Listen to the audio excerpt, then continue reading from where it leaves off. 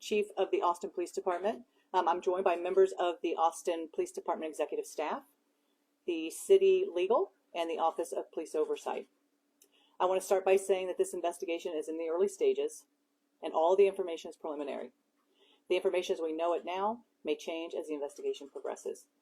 So last night, officers were dispatched on a prior prowler call, again, a top priority run. A video, video surveillance was released, and someone called and stated that someone was attempting to break entry into a business there, and that it appeared he had a rock and a weapon in his waistband. Officers responded within 7 minutes, I believe, of getting on the scene, 9 minutes within the call being received. They responded. The subject was non-compliant. Officers for 14 minutes attempted to de-escalate the situation, again, repeating and pleading with the subject to drop the weapon, which he did not do. At 11:25, unfortunately, shots were fired, and the suspect is deceased. Again, a tragic situation. Officers perceived that threat, and they shot. Again, a tragic situation for all involved. Anytime there is a loss of life, it is not something that any of us want to stand here and talk about. So again, my condolences to their family. It is a male subject, a male white subject. At this time, he has not been identified fully, so we'll have that information for you at the 10-day mark. Take some questions now. How many years of experience did the officers who responded have? It was 5 officers that were involved, and I'm not sure. We can get that for you for the 10-day release on what their length of service is. It kind of gives us just a breakdown of what unfolded when officers arrived on scene, what happened with the suspect, and then what happened to lead to the opening of the fire. Yeah, so when the video is released, you'll see that there's an attempt. Again, the call for service is that someone's breaking into a business and that they are armed. There is a gun there and a rock in their hand. When officers arrive, there's some agitation on his part, some pacing back and forth. Officers are giving verbal commands immediately as soon as they arrive. Again, once that first officer responds, it's only a matter of within seconds to minutes where there's multiple officers on scene, and all of them do a great job of taking cover and giving verbal commands, again, to the individual to drop the gun. Please just drop the gun. Show us your hands. This doesn't have to be this way. Again, these multiple commands trying to connect with him to drop this weapon. And at that point, the perceived, again, the gun was in his hand at this point, and the gun was raised, and the officers perceived that threat, and shots were fired. What de-escalation tactics did they use? Did they shout verbal commands? Did they try tasers?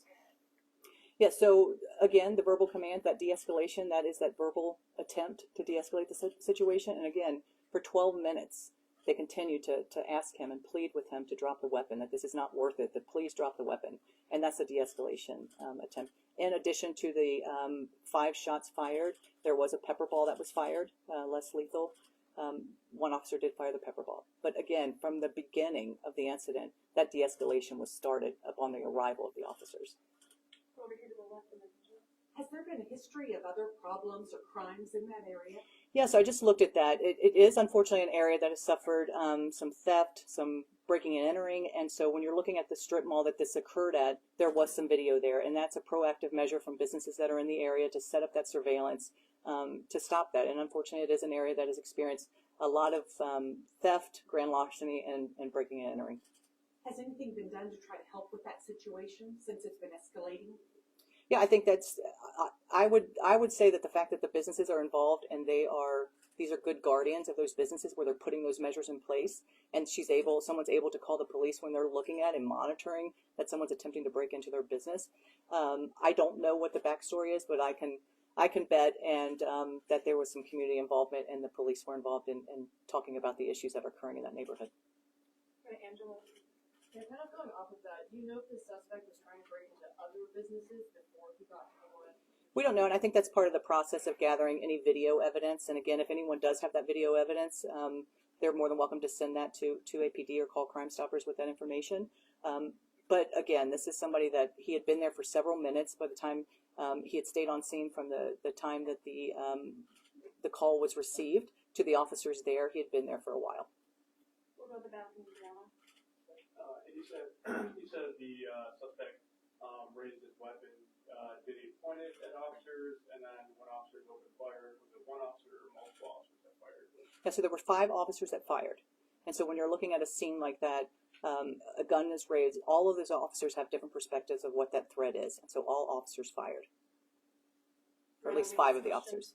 When it comes to the process of coming to address these situations publicly, is this kind of a format that you're anticipating on continuing for future critical incidents where you come and, hold a press conference like this the following day? Yeah, I think it's important. And again, I'm working with Anna and her fantastic team here at Austin. I mean, they do a phenomenal job, and I feel so fortunate to have them. It's about what's going to work best for us and a comfort level that I have. I'm used to doing this, and it's the comfort level that I have. So it's just kind of meeting with the team and kind of figuring out what's going to work best. Last question over here. You said 5 officers fired. How many officers were there, and then 5 of those fired? Right, I'm not sure of the exact number, but that will be released at the day 10. But at that point, when you're looking at the cars that were surrounding, they did, again, a great job of getting cover for themselves. This is a person that's armed. He's obviously agitated, and they did a fantastic job of, protecting themselves, and then unfortunately having to make that decision. And clarify on the weapon. What was his weapon? It was a gun. Yes, but I mean, what type of gun? At this point, I believe it was a revolver.